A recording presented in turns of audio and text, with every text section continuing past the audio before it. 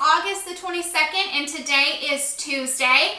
And if you're new here, hi and welcome. I know there's a lot of new faces that I have seen come across in the notifications, so I'm so glad that you decided to stick around and hang out with us. It feels like one big party every single time we get in here and hang out, so I am so happy that we get to hang out once again today.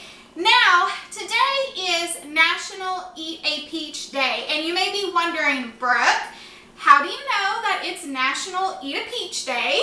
Well, you see, like I keep trying to tell my husband, like Google, I know everything. Just kidding. To be honest, I don't really think I know half of what's going on all the time anyway. I know that it's National Eat a Peach Day because of this nifty little book right here. Now, this is not me trying to ramble on and sell you something. This is not sponsored or anything, but this is a book that we were gifted right before the pandemic hit, a little after when the kids got shut down from school and we were at home doing homeschool every day of the week, 24/7. That was a wild time to be alive, to say the least. So what's really awesome about this book is it goes through every single month and every single day. It tells you what that day is nationally known as. So let me show you the inside of this a little bit better. I went ahead and I skipped to July, for instance. Now, like I said, every single day it goes through and it tells you what happened on that day or a little fun fact. Then you can kind of skip the pages and it goes on into detail, telling you more information within that month of things that happened during the month or maybe things that were invented, just so on and so forth. And it has like a lot of little fun activities inside of here that the kids can do. And it just goes on and on and on. So as you can tell, mine is a little outdated, but I did do some research on Amazon and they do have an up-to-date one. It's 2024, so I am going to link that in the description box below. In case you're interested, you want to check it out. But what I love about this book is even though it's not geared to homeschooling material, I think it's really beneficial because like I said, you can gather so many ideas. It has so many fun activities in it. When we were using it, if I came across one of the little word searches or the puzzles, I would just copy it, print it out, and let the kids do it.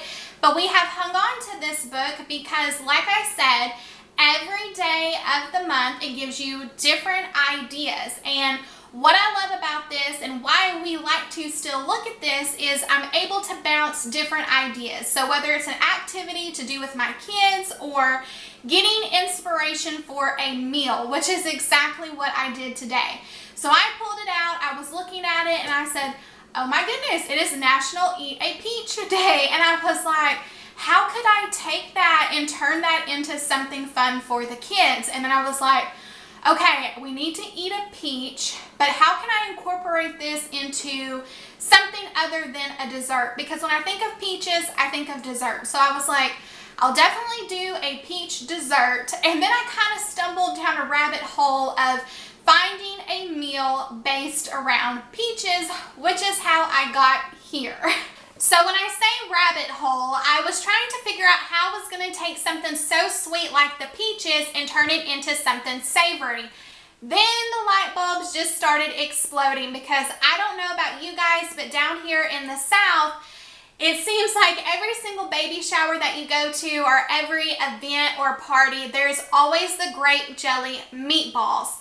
Then that kind of sparked the left side of my brain where I was like, yes, because when I make my orange chicken, I always take orange preserves and mix it with barbecue sauce. So I was like, we definitely need to mix it with barbecue sauce and make some kind of savory dish, which then sparked this whole idea. So I immediately ran out to Walmart, gathered up everything that I was going to need for this meal, came home and knew instantly that I was going to have to get my friends over here so that we could spend the day together because I know you guys love the cooking videos. So I'm gonna flip you guys around and show you every single thing that I picked up at Walmart to make this meal. Now, if you guys have looked at the community tab and seen the what's for dinner, this is not going to be on there because, like I said, it was totally spontaneous, but the way that I look at it is it's a win because we got one more dinner idea, so I'm going to take that small victory where I can. So let's go check out what we got at Walmart. So I knew that I had canned peaches back in my pantry, and anytime that I think of peaches, like I said, I always think of that peach dump cake recipe. But I had found one recently that's a little bit different, so I'm going to go ahead and give that a go. So I picked up, the box cake mix to go with this. But this recipe calls for using Cinnamon Toast Crunch cereal, and it also calls for using pecans, which I have a ton of these in my freezer. So this is the direction that we're heading in for our dessert. But for our dinner, I went ahead, like I said, and picked up some peach preserves, and then I got this barbecue sauce. I used the sweet and spicy because I thought the sweetness in this one would play well off of the sweetness of the peaches, and then putting a little spice with it for fun. I picked up some asparagus because, believe it or not, my kids really do like asparagus. I got a thing of potatoes so we could do some homemade mashed potatoes. And then over here, I picked up 2 packages of these boneless pork ribs because I instantly thought of pork chops and apples, so I kind of wanted to go in the pork direction. And like I said, I picked up 2 packages, which I think is going to be more than plenty for us, but I'm excited to have leftovers of this so that I can turn it into something different. So this is everything that we are going to use to eat a peach today. Alright, so let's go ahead and jump into this. I pulled out the crock pot. It is about 10 o'clock right now, which I know seems completely way early to even start on dinner. It's not even lunchtime yet, but we have obligations after school and places that we gotta be, so I was like, I'm just gonna go ahead, jump in, get it prepped, get everything warmed, or at least cooked, so all we have to do is warm it up once we get back home, and I think it's gonna save me some time. So I'm going to get this crock pot plugged in so that we can get our pork ribs in here.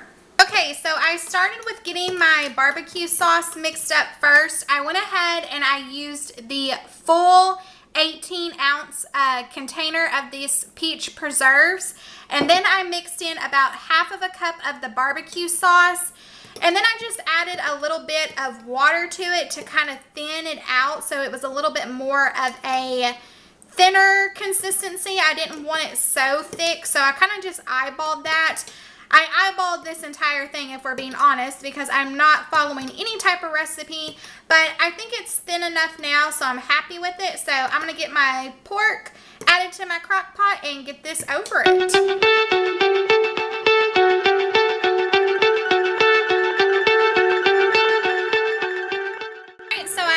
Some salt, some pepper, some onion powder, and some garlic powder.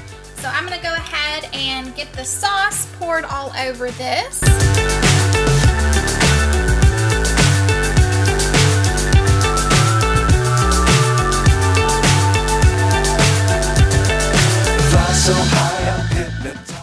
Alright, so I'm going to jump in and get my asparagus all prepped. I find that asparagus is really a great vegetable if you need to prep it in advance and let it set in the refrigerator.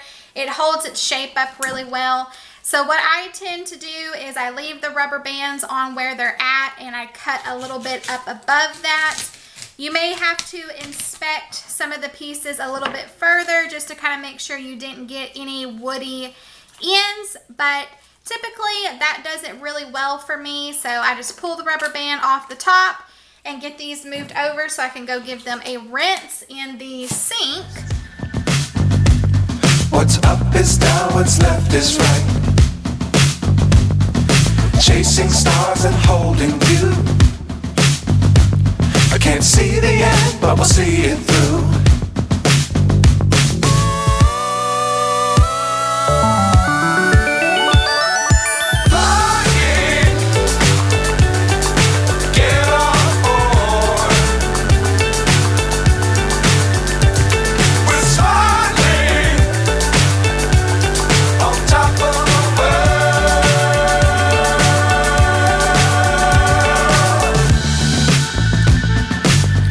Dangerous times, don't fly too high. Now you could definitely put a light coat of just regular cooking oil of your preference over them, but because I still have a ton of this cooking spray left, I'm just going to give them a good spray to make it a little bit easier on myself. And as far as seasoning goes, I keep it very plain and simple. I just do salt and pepper. So I'm going to go ahead, even now, though we're going to let it set until later when we cook it, I'm going to go ahead and salt and pepper them. If you don't want to do that, obviously, you can skip putting the cooking spray on and wait till you're about to cook them. But I just do a nice layer of salt. And then I just do a nice layer of pepper, and I'm going to pop these into the refrigerator, and I'm going to forget about them until it is time to cook them up later this evening. I normally cook my asparagus in the oven on 400 degrees, and I let it go for about 15 minutes until I can run a fork all the way from the bottom to the top and it's fork tender. You just kind of have to eyeball it and watch it, but until then, in the fridge they go. Okay, let's move on to the greatest thing known to man, which is probably mashed potatoes besides cheese and Dr. Pepper. Mashed potatoes is kind of a tricky one. Not that it's hard to make, but it's always hard to determine how many potatoes to actually use, because sometimes you end up making enough, you know, for a full-blown army. So the rule of thumb that I like to follow is a potato per person. And then I always throw in a couple of extra for good measure because they're oh so good and you know you're going to go back and get more. So we prefer to have our mashed potatoes without the peel on it. So I'm going to take a second and get all of these potatoes peeled up. On top of the world.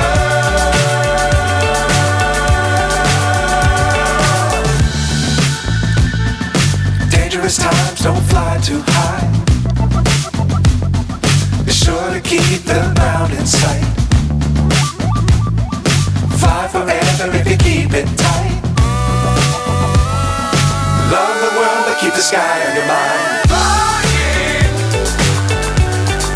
get on board. So I got all my potatoes peeled and washed up. So I'm just going to go ahead and get these cut down into little chunks. They don't have to be super small. You just kind of want them all to be about the same size. Like I said, I'm just going with chunks here. And I've got a pot back here that I'm adding them to, and it doesn't have any water in it yet. One of the important things about making good homemade mashed potatoes is that you want to add the water to your pot after you have all of the potatoes in there, because you want it to all come up to a boil at the same time. If you was to boil your water first and then add your potatoes, you run the risk of your potato starch developing too quickly, which in return is going to give you kind of grainy potatoes. It's not going to be that smooth consistency that you're looking for. So be sure to add cold water to your potatoes and then bring it up to a boil before you start your timer.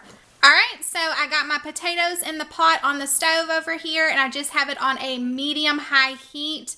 I put enough water in here just to cover my potatoes. It doesn't have to be completely full with water. But once this comes to a boil, I'm going to boil it for 15 minutes and then check it with a fork to see if they're tender, and then we'll go from there.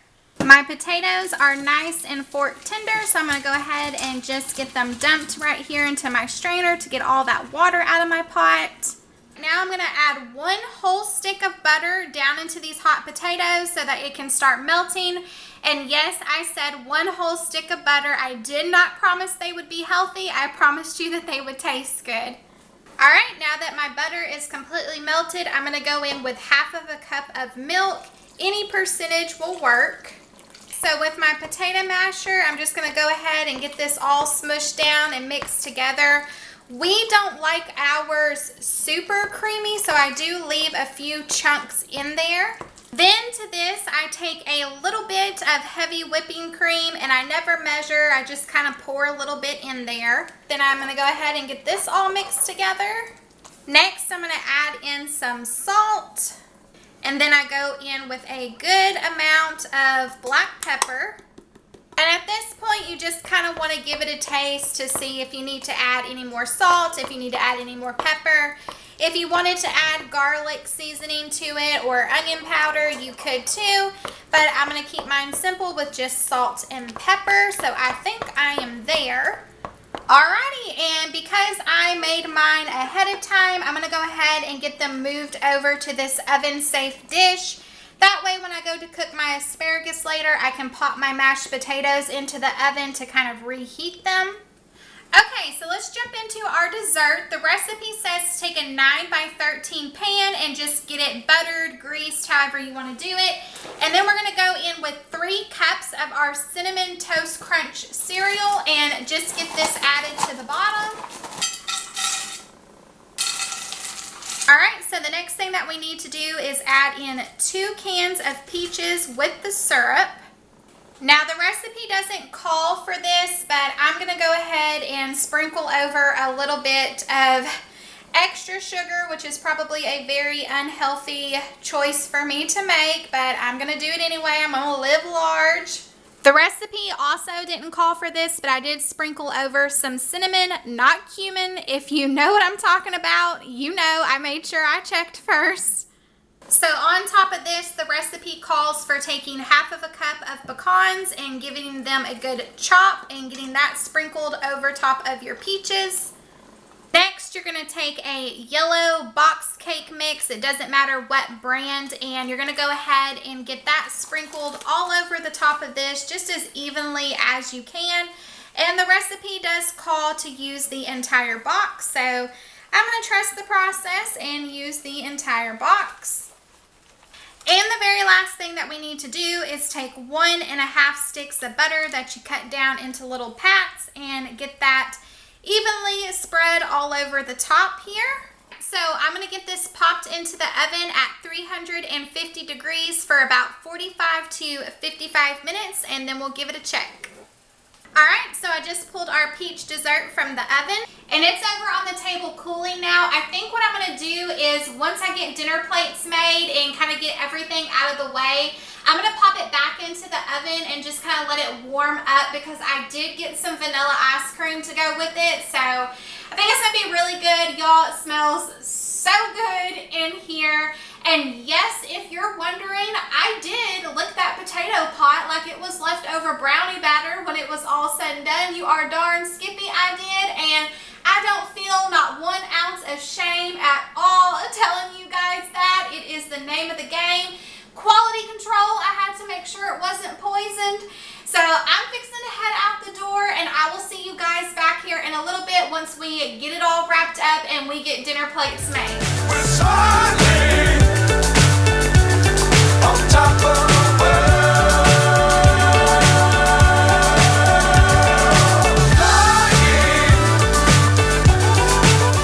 Well, friends, we did it. We basically got it all done, and that is one more thing that we can check off the to-do list. Per usual, as you guys know, I want to say thank you so much for taking time out of your day to spend time with me. I had a blast with you as always, and I hope you had fun here.